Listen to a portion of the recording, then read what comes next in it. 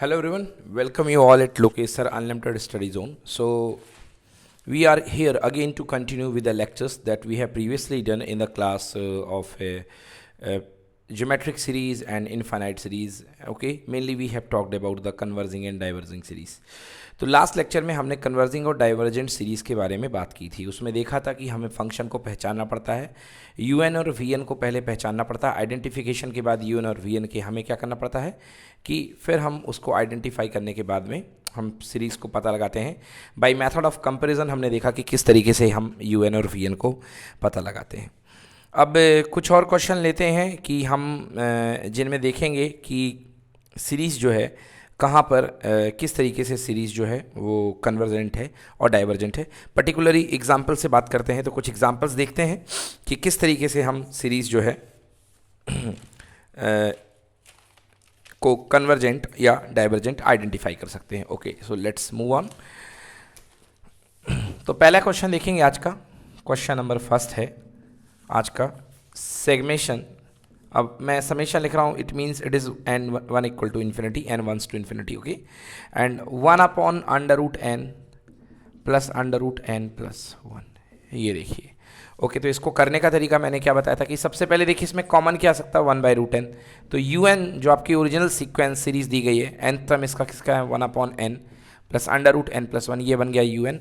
और v n क्या बनेगा, वी एन इक्वल्स टू बनेगा वन बाई रूट एन. यहाँ पर वन बाई रूट एन क्या बन गया, वी एन बन चुका है. Okay, so v n equals to one by root n. So अब हम क्या निकालते थे, आपको याद है कंपेरिजन मेथड में, limit n tends to infinity u n upon v n. तो इसे हम फाइंड करते थे. So let's find this.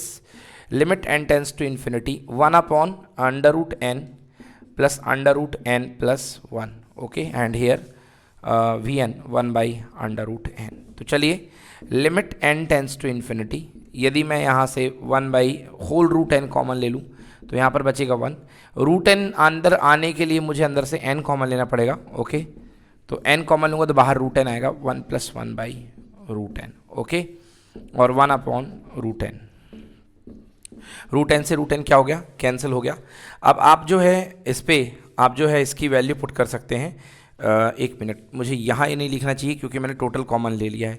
अब इसकी आप वैल्यू पुट कर सकते हैं. तो one plus one upon infinity यानी कि one plus one by zero. So इसकी वैल्यू कितनी आएगी, वन बाई टू, जो कि नॉन ज़ीरो है.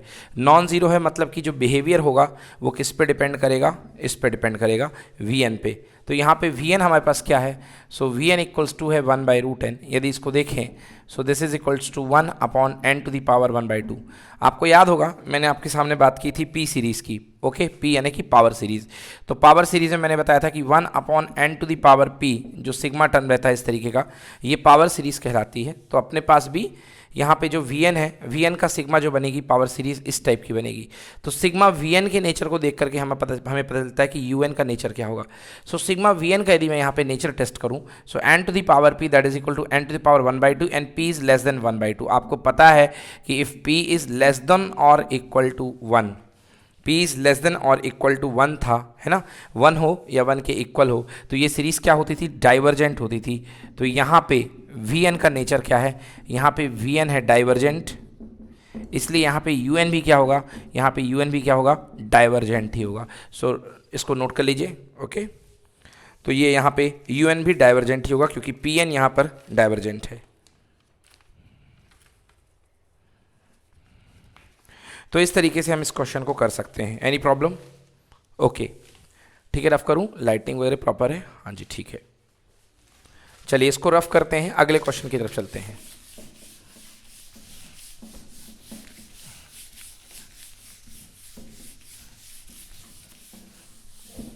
चलिए, कुछ क्वेश्चन में आपको ऐसे फंक्शन दिए रहेंगे जिनमें आपको न्यूमरेटर रहेगा फ्रैक्शनल पावर या मतलब कि इरेशनल पावर्स में, रूट में, पावर वन बाई थ्री इत्यादि में आपको फ्रैक्शन फॉर्म में दी रहेगी, मगर उसमें आपको क्लियरली कॉमन लेना समझ में नहीं आएगा. तो आपको क्या करना पड़ेगा, पहले आपको रेशनलाइज करना पड़ेगा वही लिमिट वाले मेथड से. फर्स्ट आपको क्या करना पड़ेगा, उस फंक्शन को रेशनलाइज करके उसको आपको क्लियरली एक p x upon q x और you can say p n upon q n की फॉर्म में बदलना पड़ेगा, मतलब रेशनल फॉर्म में उसको एक्सप्रेस करना पड़ेगा.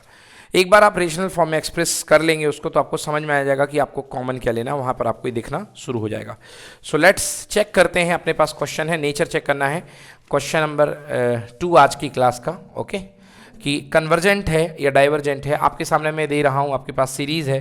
ओके, एस इन्फिनिटी जो है इन्फिनाइट टर्म्स का सम जो है that is equal to sigma n equals to 1 to infinity, और इसके अंदर जो nth टर्म है वो है n to the power 4 + 1, okay, minus n to the power 4 - 1। ये आपके पास सीरीज दी गई है, आपको पता चल रहा करना है कि ये कन्वर्जेंट है या डाइवर्जेंट है।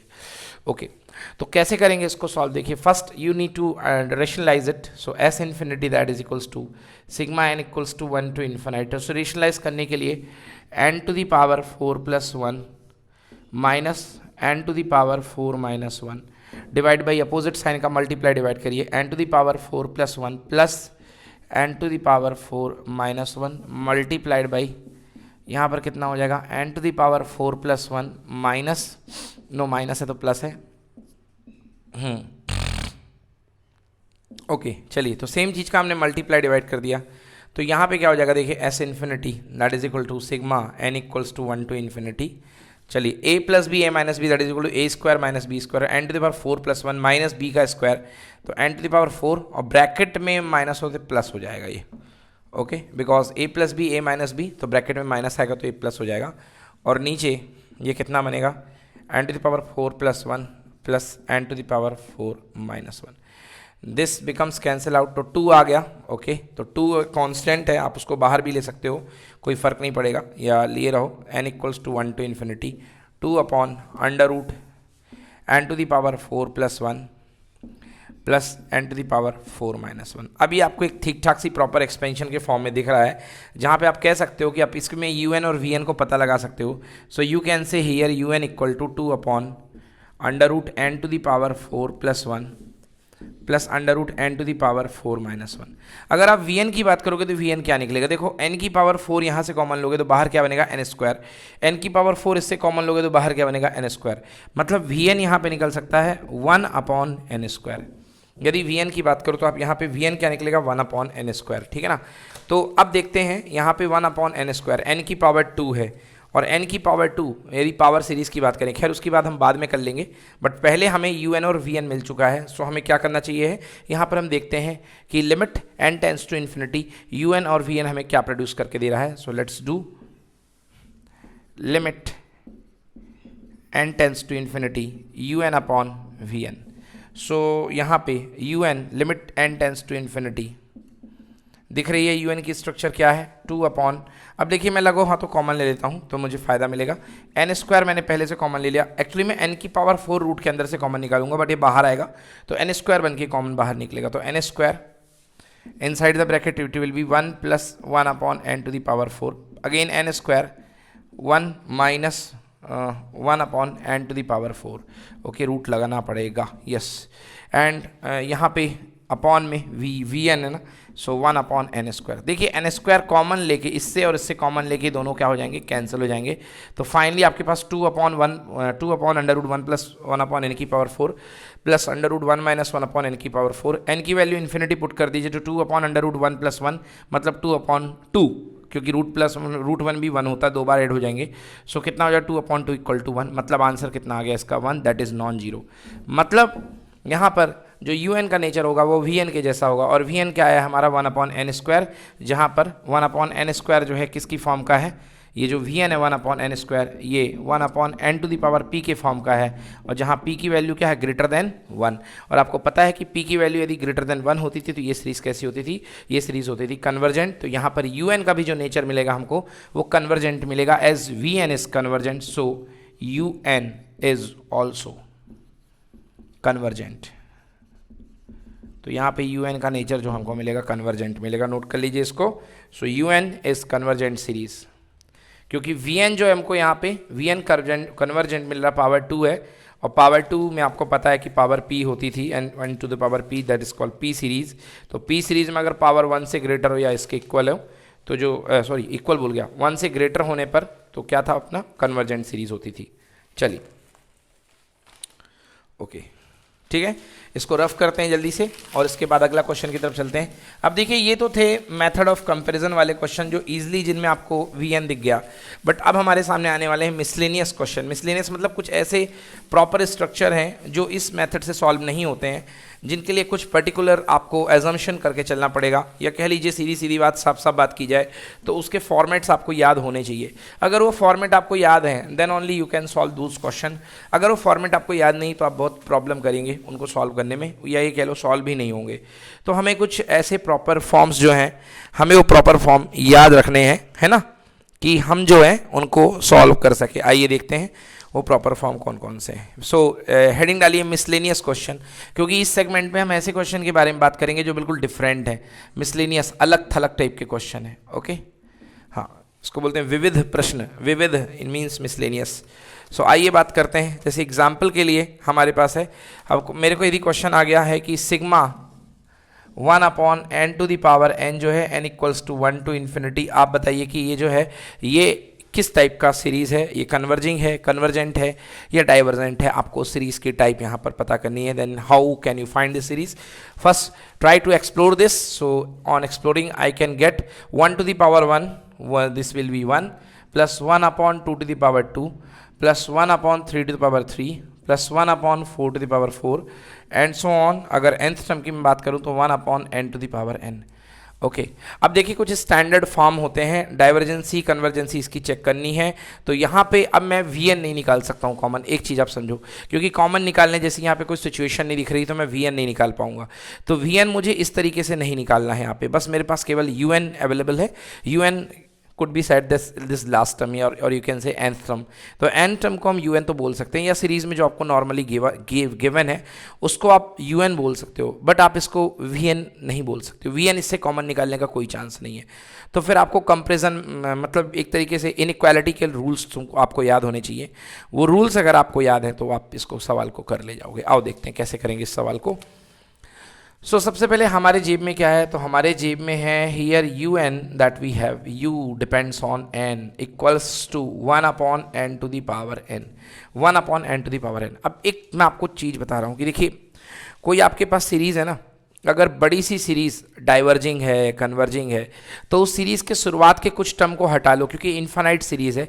इन्फानाइट सीरीज़ के थोड़े से कुछ टर्म्स को हटा लो तो सीरीज़ में कोई बड़ा फर्क नहीं आता है। अगर आपने के पास कोई बड़ी सी सीरीज़ है वो कन्वर्जिंग है, आपने उसके 2 टर्म हटा लिए शुरुआत के या लास्ट के, तो भी वो कन्वर्जिंग ही रहेगी। आपने उसके 2 टर्म नहीं हटाए हैं तो भी वो कन्वर्जिंग रहेगी, और हटा लिए हैं तो भी वो क्या रहेगी, कन्वर्जिंग ही रहेगी। मतलब कि टर्म्स के हटाने से कोई फ़र्क नहीं पड़ता विशेष। इस चीज़ को आप यहाँ पर देखेंगे कि कैसे होता है। आइए देखते हैं। सो यूएन की आपने बात कर ली है। ओके, अब हमारे पास एक स्टैंडर्ड रिजल्ट होता है। Okay,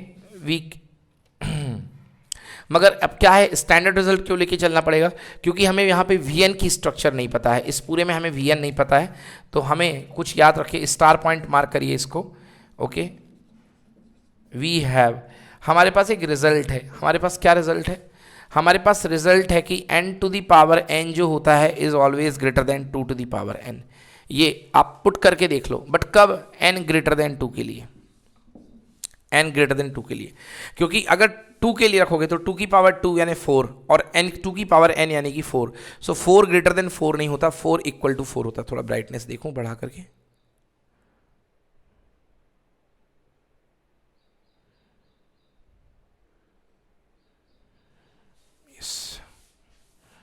is it fine?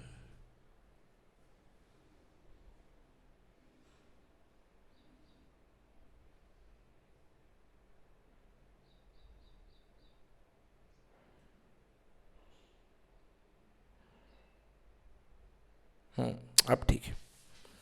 सो मैं ये कह रहा था कि n to the power n greater than 2 to the power n। तो यहाँ पे जो हमें एक नॉर्मल स्ट्रक्चर या कहना चाहिए एजम्पशन लेकर के चलना पड़ेगा।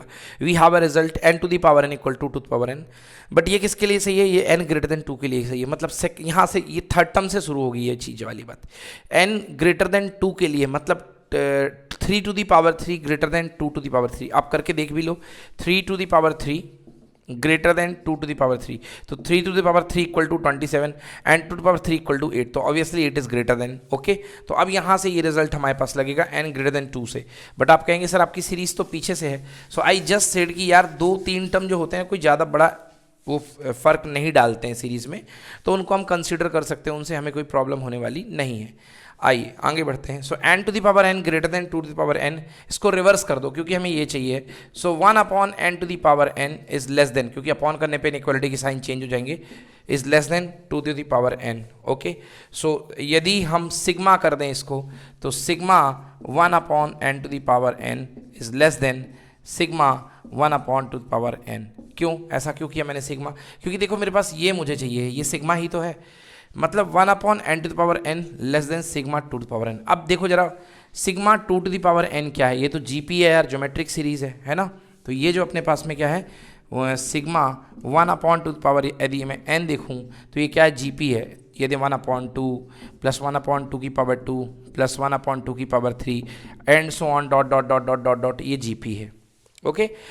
और ये जीपी है और इसका कॉमन रेशियो कितना दिख रहा है, 1 अपॉन 2। और मैंने बताया था कि अगर कॉमन रेशियो -1 से लेकर के 1 के बीच में है, इसका मतलब वो सीक्वेंस क्या होगा, वो सीक्वेंस कन्वर्जेंट होगा। तो यहाँ पर जो अपने पास में ये आ रहा है, ये un बन गया है और ये vn बन गया है अब, ओके।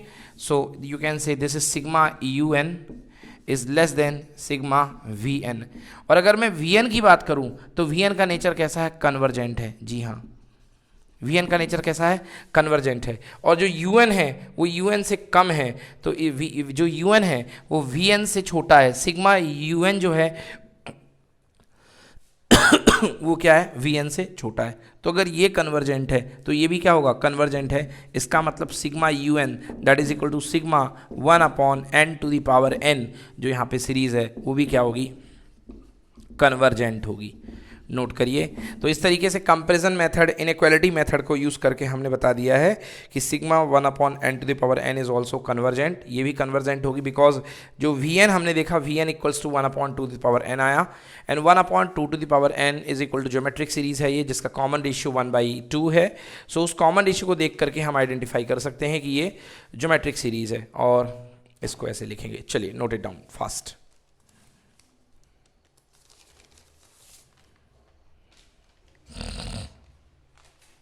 तो इसमें मेन पंच क्या है, पंच ये कि आपको ये चीज़ याद होनी चाहिए, थोड़ी सी ये रिजल्ट्स आपको पता होने चाहिए। तो ये कुछ स्टैंडर्ड क्वेश्चन है जो आते हैं एग्जाम्स में, ओके, इसलिए मैंने इन स्टैंडर्ड क्वेश्चन को करवा दिया। चलिए रफ करते हैं इसको, अगले स्टैंडर्ड क्वेश्चन की तरफ बढ़ते हैं।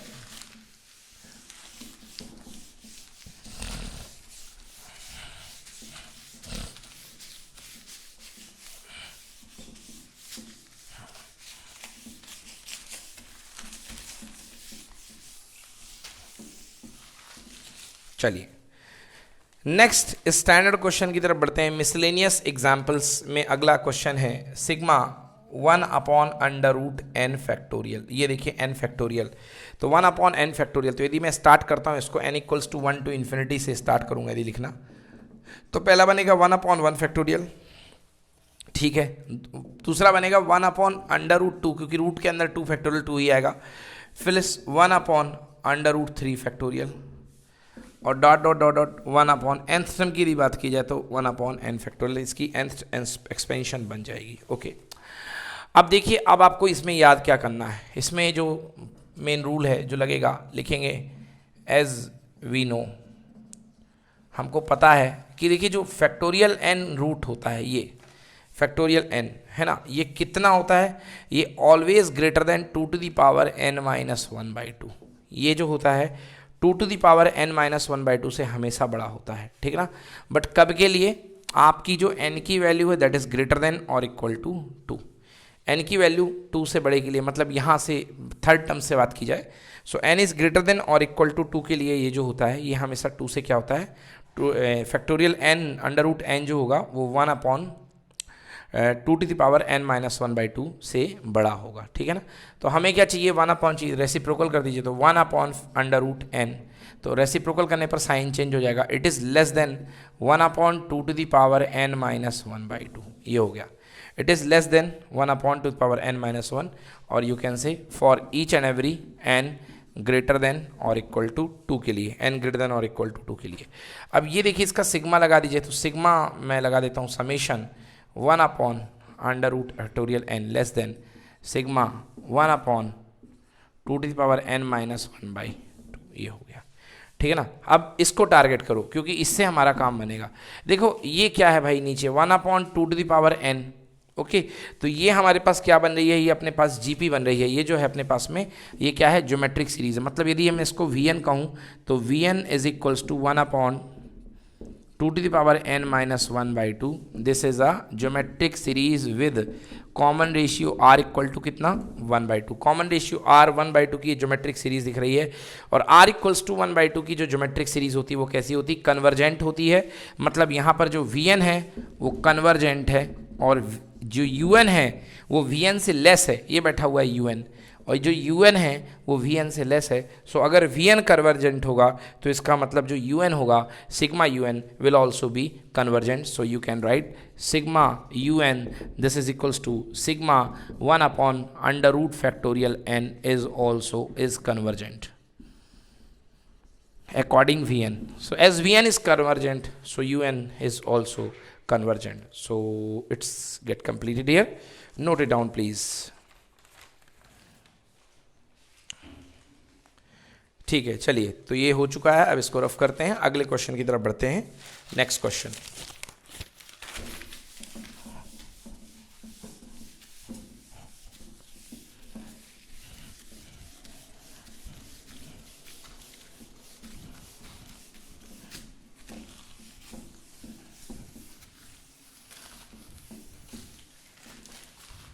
okay, right on the next question, miscellaneous question number 3.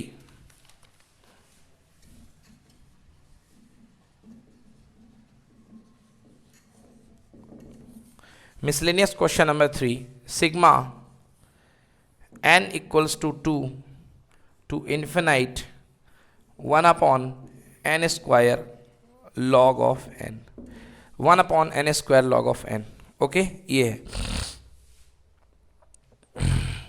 देखिए log of n,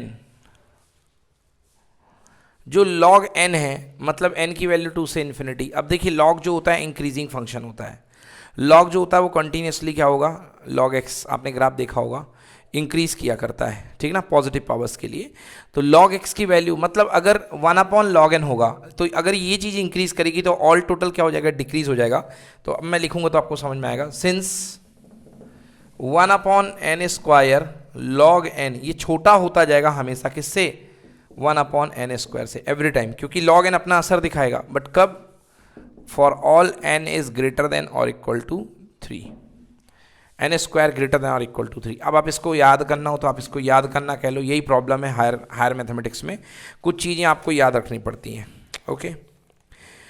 तो अब हमारे पास देखिए, अब हमारे पास ये क्या बन रहा है, यू एन बन रहा है और ये वी एन बन रहा है। Here v n suppose to be sigma v n equals to 1 upon n square. तो यदि मैं सिग्मा वी एन की बात करूं तो सिग्मा वी एन कौन सी सीरीज बनेगी, वो बनेगी अपने पास p series n to the power p की फॉर्म में। सिग्मा वी एन जो हमारे पास सीरीज बनेगी वो n to the power p की फॉर्म में जो बनेगी वो वी सीरीज बनेगी, पी सीरीज बनेगी। और पी सीरीज बनते ही एन की पावर पी में हम पी चेक करेंगे। So what is p here, here p is 2 that is greater than 1। तो ग्रेटर देन 1 होने पे क्या बनता था, ये सीक्वेंस कन्वर्जेंट होता था। सो 1 अपॉन एन स्क्वायर, इसका यदि सिग्मा वी एन करूँ मैं, sigma v n that is equal to sigma 1 upon n square and this is what, this is convergent. और अगर कन्वर्जेंट ये सीरीज है, ये अपने पास जो लिखते हैं अपन से ये लिख रहे हैं, व्हाट इज दिस, इसका सिग्मा लेने के बाद sigma u n less than sigma v n. तो अगर ये वाला पार्ट कन्वर्जेंट है तो ये भी क्या होगा, कन्वर्जेंट होगा। इसका मतलब 1 upon n square log n, 1 upon n square log n, जिसको मैंने यू एन कहा है, तो u n equal to 1 upon और सिग्मा यू एन लगा दो that is equal to sigma 1 upon n square log n. ये कैसी सीरीज होगी, ये कन्वर्जेंट सीक्वेंस है, नोट कर लीजिए। तो ये भी कन्वर्जेंट है, ओके।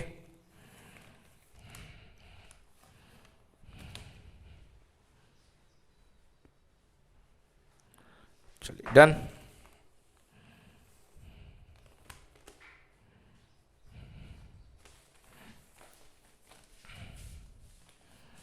आगे चलते हैं। देखिए अब एक लिमिट की एक्सपेंशन आपको बता देता हूँ। क्लास 11th 12th में जो लिमिट की एक्सपेंशन आती है, लिमिट की फॉर्म आती है, वो क्या होती है, थोड़ा सा लिख लीजिए, आपको याद होना चाहिए। सो 11th 12th क्लास का रिजल्ट क्या है, लिमिट का, लिमिट से रिलेटेड जो रिजल्ट है वो होता है limit x tends to 0 sine x upon x equals to कितना होता है 1, ये होता है। Okay, and limit x tends to infinity यदि करोगे तो sine 1 upon x upon 1 by x, ये भी क्या होता है 1 होता है।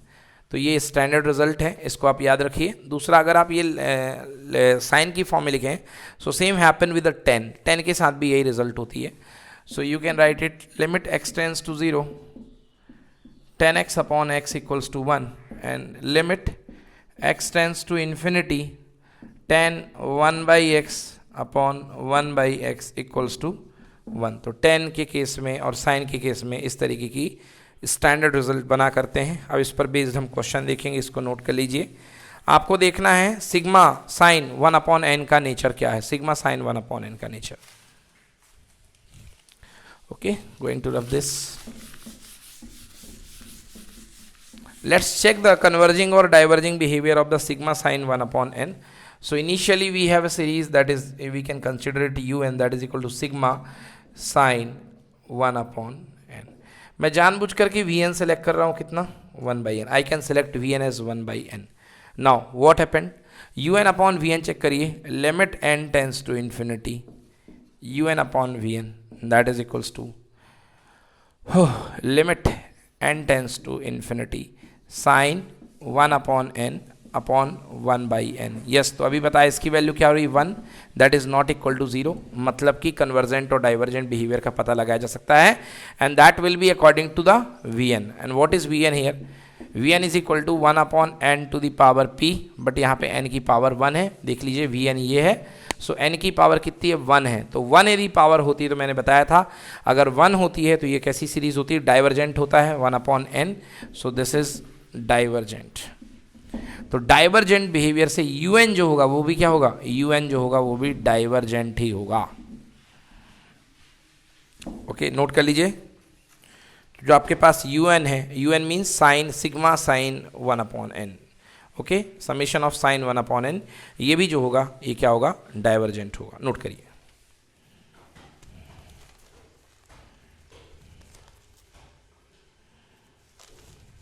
चलिए नेक्स्ट क्वेश्चन देखते हैं, थोड़ा सा चेंजेस है इसमें, इसको रफ कर देते हैं। Sigma sine 1 upon n square, ये हो गया। तो जहाँ पे 1 अपॉन एन था, अब वहाँ पे 1 अपॉन एन स्क्वायर ले करके सॉल्व करने की कोशिश करते हैं कि 1 अपॉन एन स्क्वायर में क्या चेंजेस आएंगे। तो sigma sine 1 upon n square, तो मैंने जानबूझ करके वी एन यहाँ पे क्या कंसिडर किया 1 अपॉन एन स्क्वायर, और अब मैं फिर से वही लगाऊंगा limit n tends to infinity u n upon v n. तो u n upon v n equals to limit n tends to infinity sine 1 upon n square upon 1 by n square. Yes, तो फिर से कितना आएगा, इसकी value 1 के equal आएगी and 1 is not equal to 0। Now तो गेंद किसके पाले में गई, गेंद गई वी एन के पाले में। तो यहाँ पे वी एन कितना है, वी एन है 1 अपॉन एन स्क्वायर, और मैं 1 अपॉन एन स्क्वायर का सिग्मा निकालता हूँ, सिग्मा वी एन का नेचर निकालता हूँ। ओके, तो sigma 1 to infinity v n that is equals to sigma 1 upon n square. तो यदि मैं 1 अपॉन एन स्क्वायर के बिहेवियर की बात करूं तो एन की पावर पी में पी क्या है, यहाँ पे 2 है, जो कि 1 से बड़ा है, और 1 से बड़ा होने पर ये सीक्वेंस कैसा होगा, 1 अपॉन एन स्क्वायर कन्वर्जेंट होगा। सो ये हमारे पास जो सीक्वेंस आ गया, दिस इज कन्वर्जेंट। तो अगर ये कन्वर्जेंट है तो इस पर डिपेंड करने वाला ऊपर वाला जो सीक्वेंस है 1 अपॉन एन स्क्वायर, वो भी क्या होगा, कन्वर्जेंट। तो लिख लीजिए v n equals to 1 upon n square is convergent, therefore sigma u n, therefore sigma u n that is equal to sigma sine 1 upon n square is convergent। Okay, तो ये भी हमारे पास क्या होगा, कन्वर्जेंट होगा। चलिए एक और क्वेश्चन देखते हैं जल्दी से। तो अगला क्वेश्चन लिखिए 1 upon n square sine 1 by n, इसको मैं रफ कर देता हूँ। 1 upon n square sine 1 by n,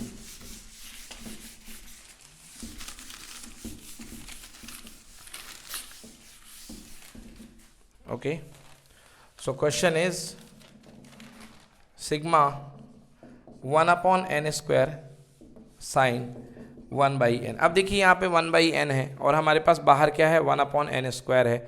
तो मैं एक काम करता हूँ कि मैं जो है वन अपॉन एन स्क्वायर को एडजस्ट करने के लिए यहाँ पे मैं वन बाई एन क्यूब से जो है वन बाई एन क्यूब से इसको डिवाइड कर देता हूँ। मैं यहाँ पे वी एन सपोज करूँगा, तो यहाँ पे यू एन क्या ले लेता हूँ, यू एन तो यही है one upon n square sine one by n और चॉइसली मैं वी एन क्या सेलेक्ट कर लूँ, वन अपॉन एन क्यूब। अब आप देखो limit n tends to infinite, limit n tends to infinite,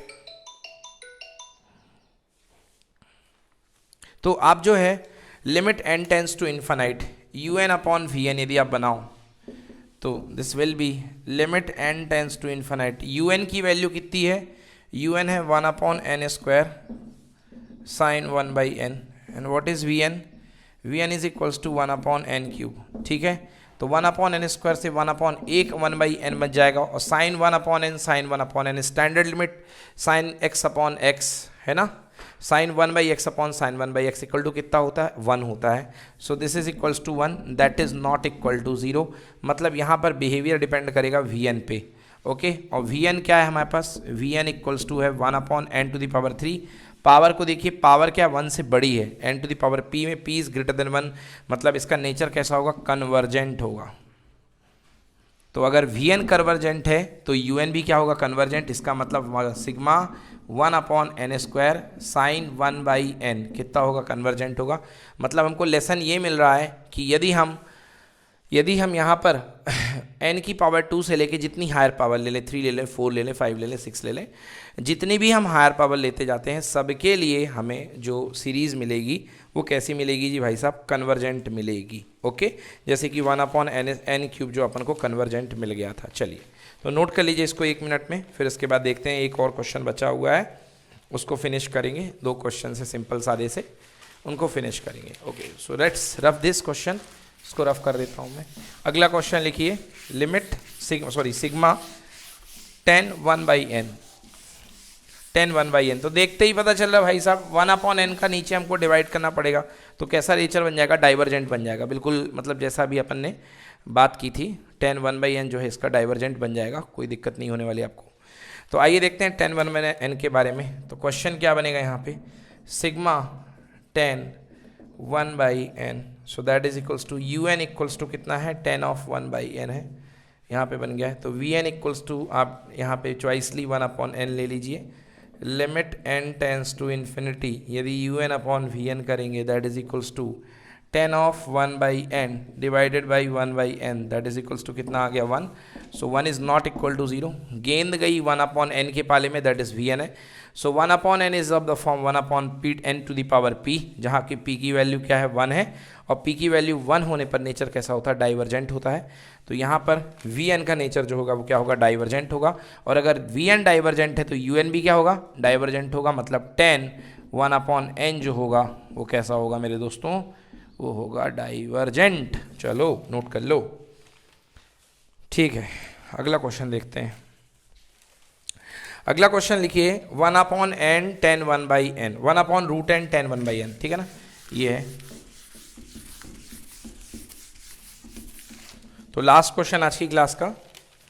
so our question is one upon under root n tan one by n. तो हमें टेन वन बाई एन चाहिए है ना। तो ten one by N चाहिए तो मुझे क्या लेना पड़ेगा, जानबूझ करके इस रूट एन को कैंसिल करने के लिए मुझे, ये तो अपने पास यू एन है, चलो इस बार मैं यू एन यहाँ लिख देता हूँ। तो मुझे चॉइसली वी एन क्या लेना पड़ेगा, one upon n root n, ये लेना पड़ेगा मुझे चॉइसली one upon n root n. N root n को आँख चश्मा लगा के देखो तो क्या दिखा है, एन थ्री बाई टू। बहुत सारे बच्चों को आंसर यहीं पे मिल चुका होगा कि ये सीरीज़ जो है कन्वर्जेंट है, क्योंकि यहाँ पर एन की जो पावर आ रही है 3/2 आ रही है। आगे के केस में देखिए फाइनाइट वैल्यू दे रहा है कि नहीं दे रहा है। तो limit n tends to infinity one upon n क्या चल रहा है, u n upon v n चल रहा है ना, लियो लिख दिया आपके लिए u n upon v n equals to limit n tends to infinity one upon under root n tan one by root n है ओनली एन है, और नीचे one upon n root n. तो इससे ये क्या हो गया, कैंसिल। ओके, क्या बचा, tan one by n upon tan one by n equals to कितना हो जाएगा, वन, क्योंकि इन्फिनिटी लिमिट है। ओके, सो tan 1/n अपॉन 1/n equal to 1, that is not equal to 0। So गेंद गई किसके पाले में, गेंद गई Vn के पाले में, और Vn इक्वल्स टू कितना है 1 upon n root n, n root n में भी written as 1 upon n to the power 3/2। 3/2 जो है 1 से बड़ी है, इसका मतलब कैसा होगा सीरीज, ये इसका मतलब सीरीज जो होगी कन्वर्जेंट होगी। सो अगर Vn कन्वर्जेंट है तो Un भी क्या होगा, कन्वर्जेंट होगा। This means 1 upon under root n tan 1/n is convergent. Note करो, मजे करो, ठीक है। तो इस तरीके से हमारा जो है आज की टॉपिक यहाँ पे क्लास हमने फिनिश करी है। आज हमने क्या पढ़ा है, आज हमने कुछ स्पेशल टाइप के, शुरुआत में हमने प्रैक्टिस तो वही करी अपनी मेथड ऑफ कंपैरिजन वाली, फिर उसके बाद में हमने कुछ स्पेशल टाइप के क्वेश्चन उठाए जिसमें स्पेशली मिसलेनियस क्वेश्चन बात करेंगे, और हमें इनमें स्टैंडर्ड फॉर्मेट याद रखने को पड़ती है। स्टैंडर्ड फॉर्मेट अगर याद हमें नहीं है तो इस तरीके के क्वेश्चन को हम नहीं करके लेके जाएंगे, मतलब इस तरीके के क्वेश्चन को आपको घर से प्रैक्टिस करके लेके जाना पड़ेगा। Okay, so till then thank you very much for watching our channel. Stay tune with Lokesh sir, unlimited study zone. Have a safe day, bye bye, जय हिंद।